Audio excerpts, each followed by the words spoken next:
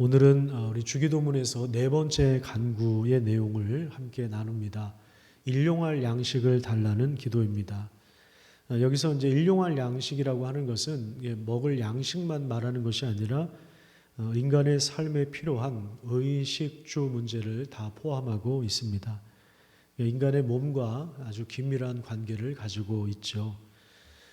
첫 번째부터 세 번까지의 간구를 살펴보면 하나님의 이름과 그 영광, 또 하나님 나라가 임하기를 바라는 것, 또 하나님의 뜻이 하늘에서 이루어진 것처럼 땅에서 이루어지는 것, 이런 하나님에 대한 것을 구하다가 갑자기 우리 인간의 몸과 관련된 이런 내용이 나오니까 이게 조금 수준이 떨어지는 건 아닌가라는 그런 생각을 할 수도 있습니다.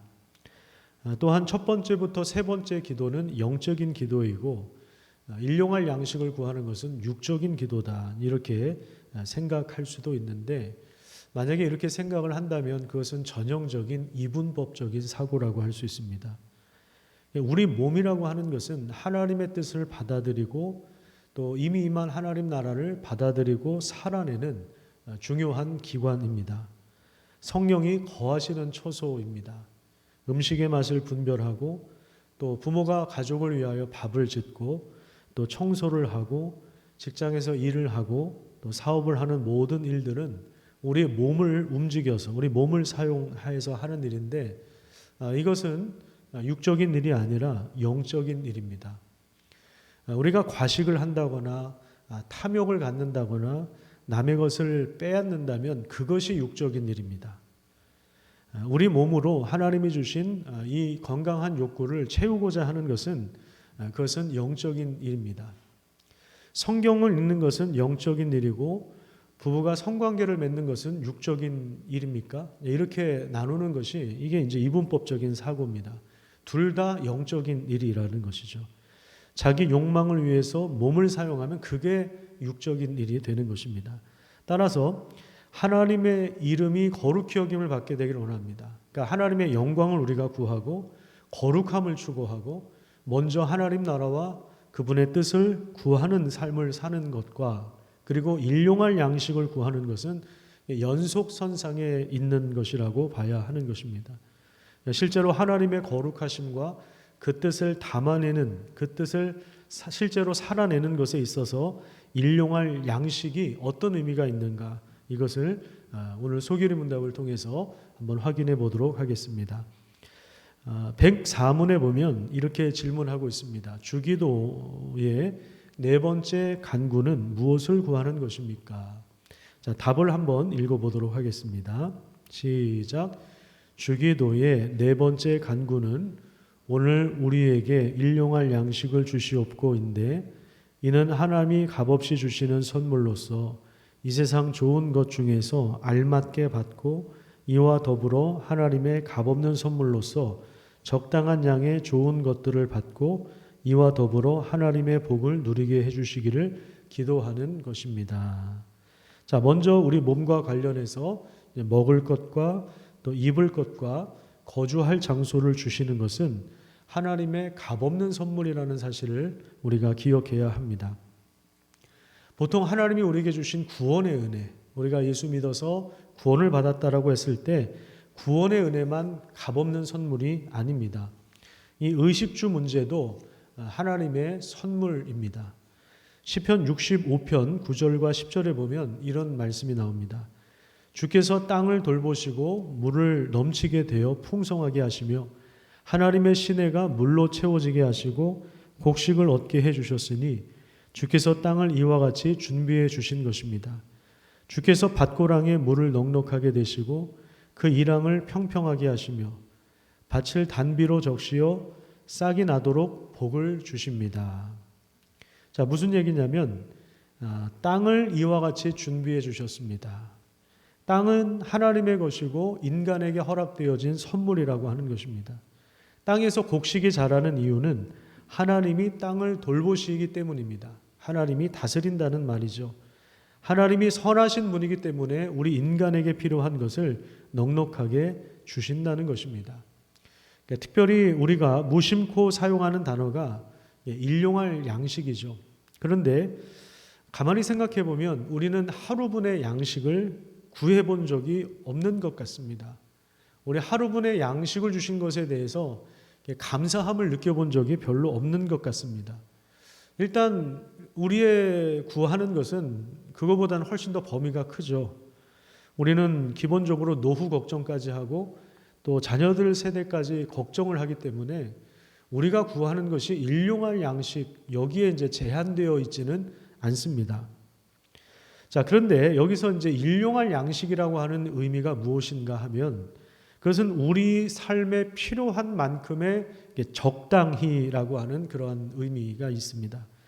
적당하다는 말은 대충 한다 이런 의미로도 우리가 사용하잖아요. 그거 좀 적당히 해라. 이제 좀 대충 해라. 너무 이렇게 열심히 하지 말아라. 뭐 이런 의미로도 사용을 하는데 적당이라고 하는 말은 원래 사실은 좋은 의미입니다.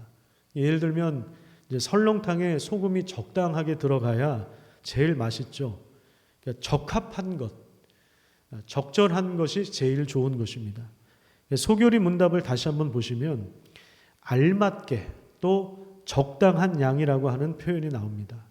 일용할 양식이라고 하는 것은 알맞게 적당한 양을 말하는 것입니다. 그래서 알맞게 또 적당한 그런 양식과 더불어 이와 더불어 하나님의 복을 누리는 것, 거기 맨 마지막 줄에 보시면 화면 맨 마지막에 보시면 이와 더불어, 그러니까 적당한 양과 또 이와 더불어 하나님의 복을 누리는 것에 대하여 설명하고 있는 것입니다. 그냥 단순히 적당하게 잘 먹고 잘 사는 것이 아니라 이와 더불어 하나님의 복을 누리는 삶으로 우리를 인도하고 있는 기도라는 것입니다. 잘 사는 사람은 뭐 늘 말씀드리지만 부자가 아닙니다. 부자가 잘 살 수도 있고 못 살 수도 있습니다. 왜냐하면 부자는 잘 사는 사람이 아니라 돈이 많은 사람이기 때문에 그렇습니다. 잘 사는 사람은 어떤 사람이냐? 일용할 양식을 구하며 하나님이 주시는 적당하고 알맞은 것에 만족하고 감사하면서 이와 더불어 하나님의 복을 누리는 사람입니다. 신명기 28장 말씀을 한번 찾아보십시오. 신명기 28장 우리 한번 좀 성경을 직접 찾아보도록 하겠습니다.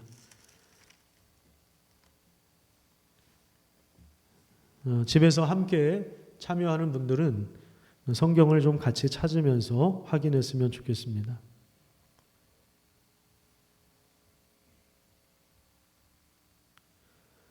2절에 보시면요.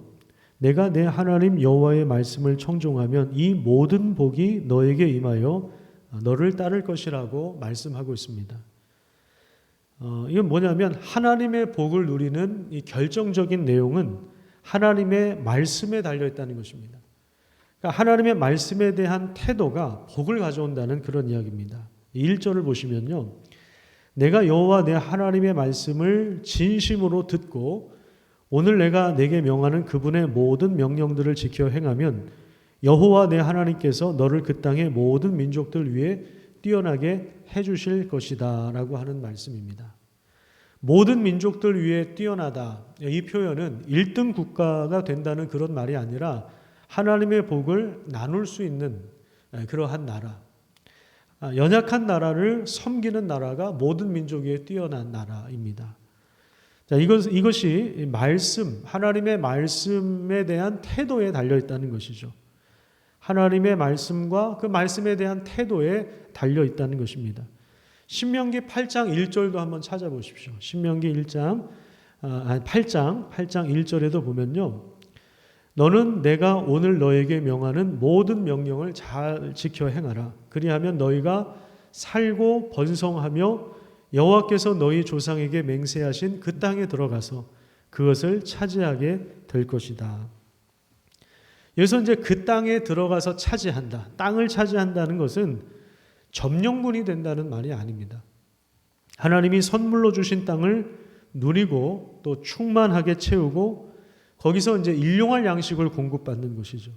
그러니까 하나님이 우리 삶에 필요한 것을 이제 공급해 주시는 그 은혜를 누리고 그리고 다른 나라를 섬길 수 있는 강성한 나라가 된다는 것을 말하는 것입니다.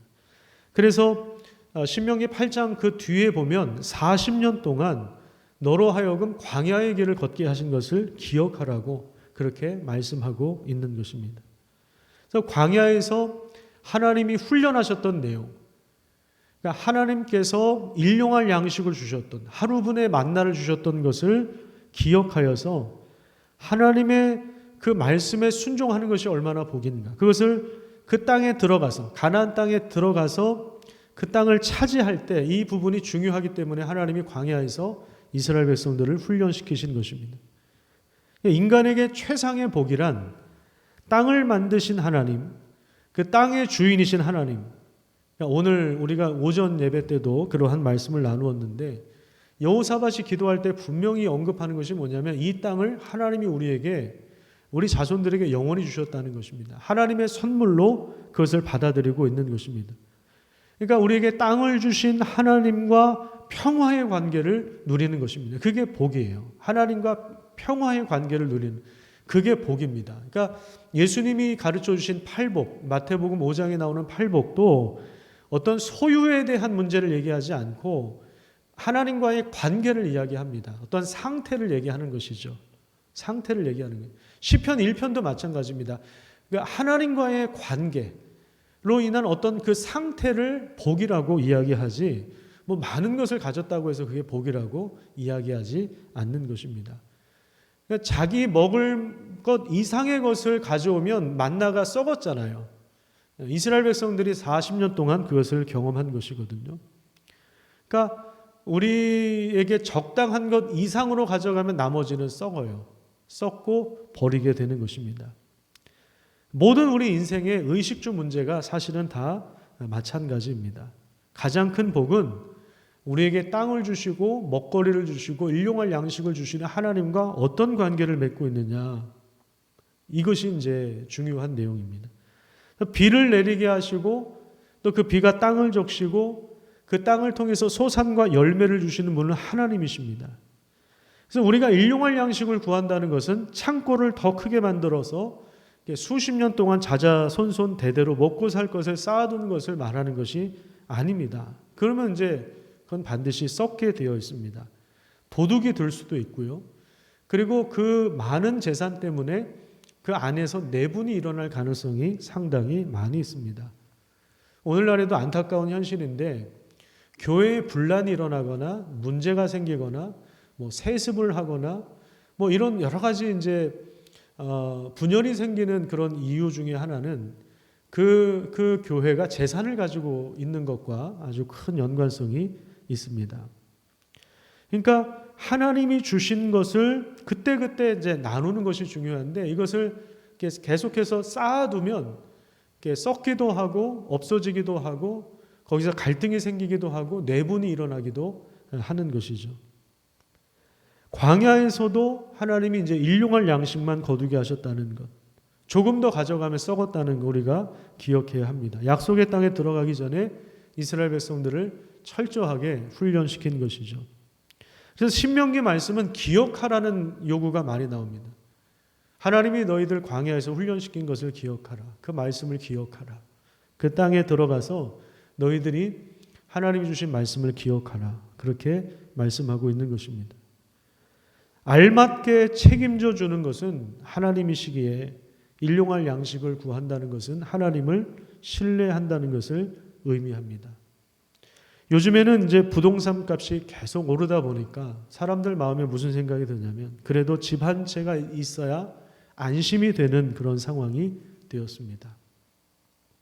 참 서글픈 일이죠. 왜냐하면 계속 올라가니까 불안해서 살 수가 없는 것입니다. 비정상적인 일들이 세상에서 넘쳐날 때 우리가 그래도 하나님을 신뢰할 수 있는가라고 하는 이 질문이 오늘 일용할 양식을 구하라고 하는 이 기도문을 통해 우리가 던져야 할 질문이라고 생각을 합니다. 기도하겠습니다.